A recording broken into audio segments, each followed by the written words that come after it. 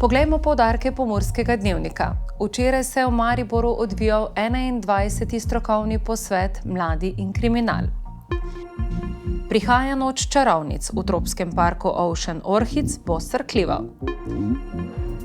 Odpravili smo se v Lipovce in na kmetiji Jako preverili, kako izgleda celotna pot od njive do krožnika. Pomurski Soboti moški iz srednjih let zbira lažna sredstva. Vreme še naprej nas bo spremljalo suho in toplo vreme.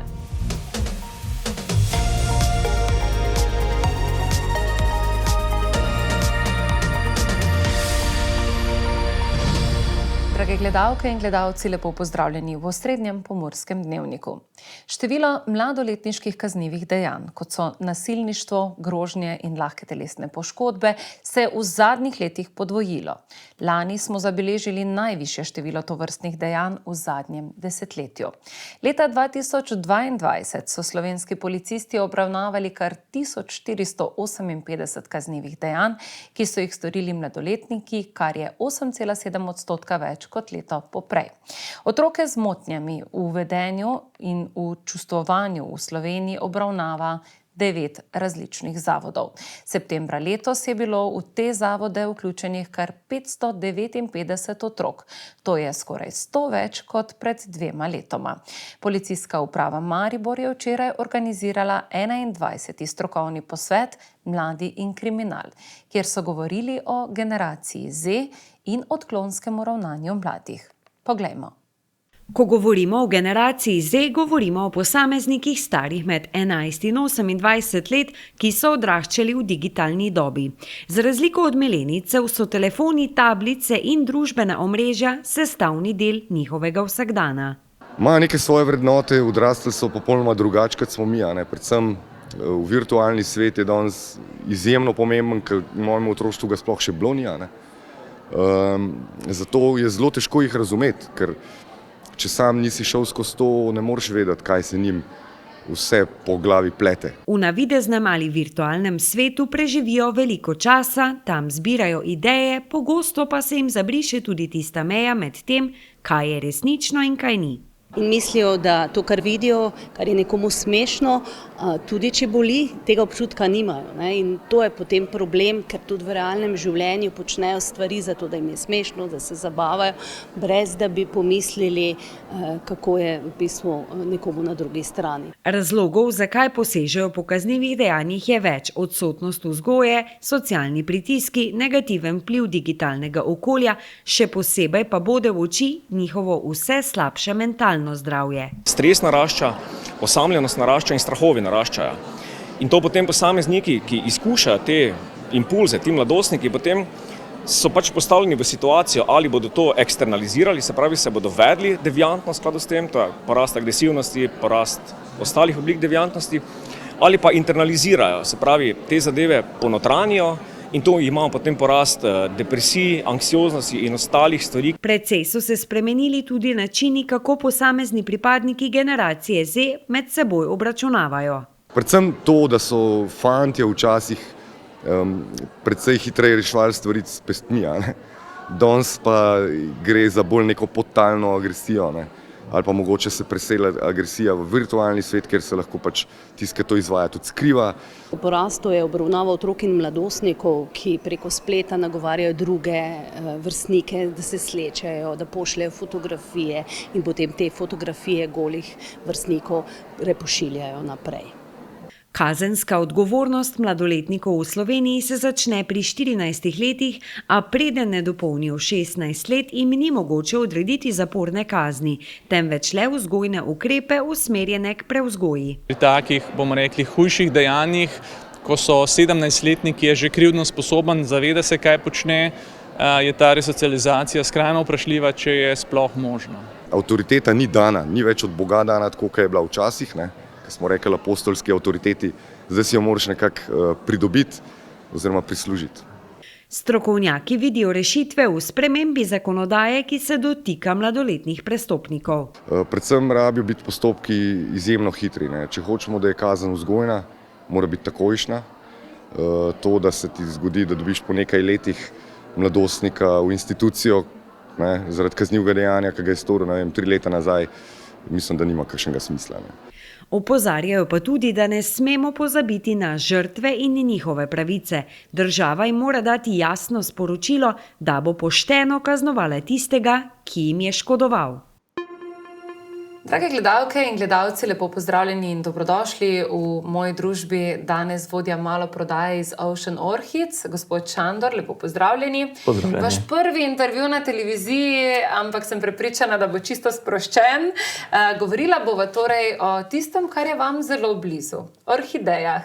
Pri vas, v vašem parku, jih najdemo kar nekaj, ne? Tako, res je, pozdravljeni, spoštovani gledalci. V bistvu približno 100 različnih vrst imamo skozi celo leto. Zdaj, mogoče se razlikuje, ne vem, ponudba po zimi, poleti, ne, odvisno tudi od povpraševanja. Ampak, ja, več kot 100 različnih vrst. Poleg tega pa imamo še barvane orhideje, tako da še en dodatek, ja. Pri vas je res pestro, jaz moram reči, da sem vaš park obiskala že kar nekajkrat. In tudi za otroke je v bistvu atrakcija, ko pridejo prvič tja. Ne? Mogoče si misliš, oj, pa kaj bodo otroci med rožami, ne? Ampak v bistvu moram reči, da jih vsakič znova, ne glede na starost, to zelo fascinira. Se pravi, naš tropski vrt je res poseben, ne, ker se razprostrira na 1500 kvadratnih metrih in najdete notri več kot 400 različnih vrst tropskih rastlin. Tako da po mojem ne samo za starejše, ampak prav tako tudi za mlade je to nekaj posebnega. In seveda atrakcija, ki je v bistvu v Prekmurju, lahko rečeva, skozi vso leto zanimiva. Ne glede na to, v katerem letnem času se človek odpravi na potep po Prekmurju, v bistvu pri vas se je skoraj da potrebno v tropskem vrtu ustaviti, kaj ne? Se pravi, naša vrata so skozi celo leto odprta za naše turiste. Ne, tako da v bistvu tile pogoji, ki so v tropskem vrtu, ki se ujemajo s tistim v tropskem pasu, so v bistvu umetno ustvarjeni. Ne. Imamo ogromno računalnikov, senzorjev, ki uravnavajo vso temperaturo, vlago, svetlobo v prostorih. Imamo pa tudi strokovnjake, ne, ki seveda skrbijo za to, da rastline izgledajo in uspevajo tako, kot uspevajo pri nas. Ne morem mimo vprašanja, koliko ljudi skrbi dejansko za teh 1500 kvadratov. Ja, v bistvu moja ekipa v tropskem vrtu je precej majhna. Nas je 6 vse skupaj. Ne? Je pa to dovolj, ne? Ker vsak točno ve, kaj je njegovo delo. Kot sem rekel, vsi so strokovnjaki, tako da imamo vse pod kontrolo. Kdo pa izbira recimo vrste, barve, a je to, greste mogoče malo tudi s trendi, kaj je v nekem določenem času recimo bolj aktualno, ali so to bolj vijolične barve, ali so to, ne vem, zelene, rumene, bele, kakšne barve so takrat v trendu, ali kako je s tem? Tako, ja, kot ste rekli, ne, to se v bistvu vsako leto spreminja. Ne. Zdaj pa trend je pa odvisen od tega, da kaj trg zahteva, ne, oziroma kaj je recimo letos oziroma naslednje leto, kaj bo tista najbolj aktualna barva. Ljudje ne samo, da lahko pridemo si ogledati orhideje k vam, lahko jih verjetno tudi kupimo pri vas? Seveda. Lahko pri nas kupite, v naši trgovini, lahko pa tudi preko spleta. Tako da, ja, izbira je velika. Sicer pa prihaja noč čarovnic in strašljiv tropski vrt tudi letos pri vas. Torej ne bo več samo klasičen tropski vrt, ampak strašljiv tropski vrt. Kaj to pomeni? A bodo buče, a bodo duhci, a kaj se bo dogajalo? Ja, letos bomo spet imeli tale dogodek strašljiv tropski vrt oziroma Halloween. Ne? V bistvu bomo preuredili cel tropski vrt. Imamo čarovnice notri, okostnjake, pajke, ne? Tako da je res posebno doživetje. Ne? Poleg tega bomo imeli tudi koktejle, strašljive koktejle za starejše in čarobne napitke za mlajše. Do 15. leta starosti, moram poudariti, je prost vstop, sicer je 7 € na osebo. In otroci, ki nam bodo prinesli izrezano bučo, si bodo lahko izbrali orhidejo. Tako da bomo podarili. Torej, menjavo boste naredili, oni vam bučo, vi njim orhidejo. Sicer pa prav v tem času čarovniškem imate eno posebnost, črno orhidejo. Jaz moram reči, da ko sem jo videla na vašem Facebooku, zgleda srhljiva. Malce drugačna. Srhljiva in čudovita, bom rekel. Je res nekaj posebnega. Sicer nimamo skozi celo leto takih orhidej, trenutno imamo in so zelo iskane. Verjamem. In tudi zelo lepo se podajo, recimo tako elegantno izgledajo, ne? Tako da sem prepričana, da bodo prišle prav v čisto vsakem domu. Vabljeni vsi, ki še niste bili ali pa ste že bili, ampak niste še take verzije tropskega vrta videli. Če pa slučajno nimate časa zdaj v tem čarovniškem času obiskati tropskega vrta in se pri vas še gledalke in gledalci niso oglasili, pa sem prepričana, da velja tudi povabilo skozi vso leto, ker je res lepo videti, sploh zdaj v tem času, recimo, ko je zunaj mrzlo, pa bo zasnežilo, ne, pri vas pa vse cveti, toplo je, pisano je, ne, res tako posebno vzdušje. Morda čisto na koncu še kakšen nasvet za gledalke in gledalce, ki imajo doma orhideje, kako je treba z njimi, pravijo, da z rožami je treba govoriti, Ja, res je. se pogovarjati. Pač orhideje so take, ne, da dejansko uspevajo tam, kjer se dobro počutijo. Ne. Tako da res je treba pač lepo vzgajati tele rastline. Zdaj, po zimi bom tako rekel, saj dejansko se nič ne spremeni. Mogoče to, da ni treba dodati nekega dodatnega gnojila orhidejam, pa tudi presajanje pustite rajši za tiste toplejše mesece. Drugače pa opazujte, kaj se dogaja z orhidejo in res poskrbite za to, da se bo dobro počutila v prostoru, v katerem se ravno nahaja. No, tako, zdaj ste dobili še zadnje nasvete iz prve roke. Gospod Čandor, najlepša hvala za obisk v našem studiu, ni bilo tako hudo, ne? Niti ne, No, bom še evo. ponovil. Hvala lepa. Tako da zagotovo se kdaj še vidiva v našem studiu. Vam, drage gledalke in gledalci, pa torej še enkrat povabilo. Dajte se oglasiti v tropskem vrtu, da ga vidite tudi v eni taki čarovniški različici. 31. oktobra med 17. in 19. uro.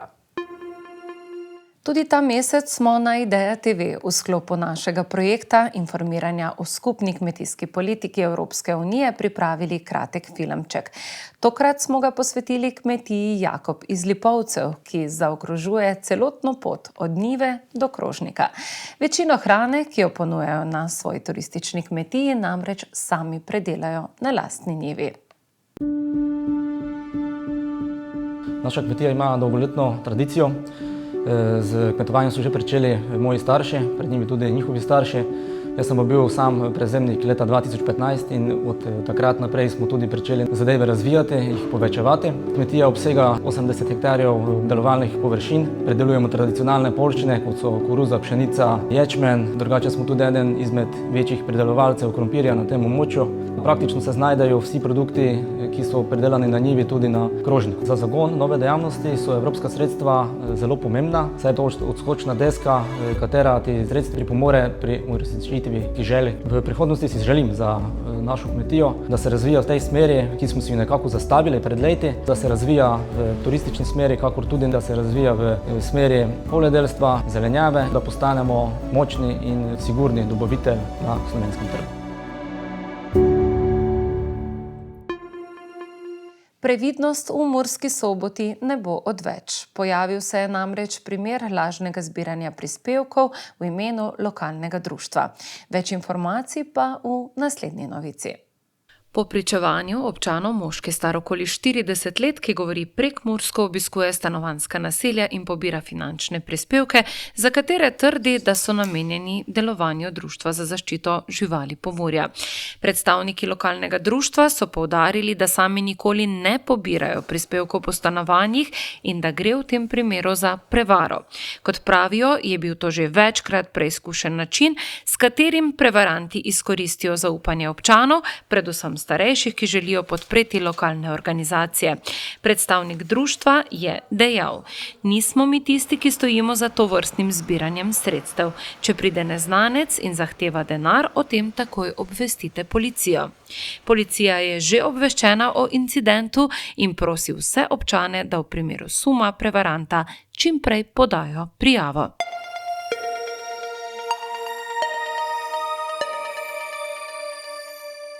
Pri koncu današnjega Pomurskega dnevnika smo. Ob koncu poglejmo le še, kakšno bo vreme, ki nas čaka v prihodnjih dneh.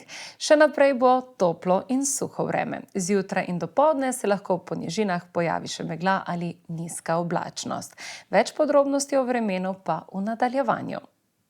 Danes je bilo v Pomurju toplo in sončno vreme. V Krajinskem parku in v Radencih smo opoldne namerili 17, v Murski Soboti 18 ter v Lendavi 20 stopinj Celzija. Jutri nas čaka večinoma sončno vreme, ponekod v nižinah se lahko pojavi še megla ali nizka oblačnost. Najnižje jutranje temperature bodo od 4 do 10, čez dan pa vse od 17 do 21, na Primorskem pa lahko kar do 24 stopinj Celzija. Najnižje jutranje temperature v severovzhodni Sloveniji bodo tako na Ptuju, Murski Soboti in v Mariboru 11 stopinj Celzija.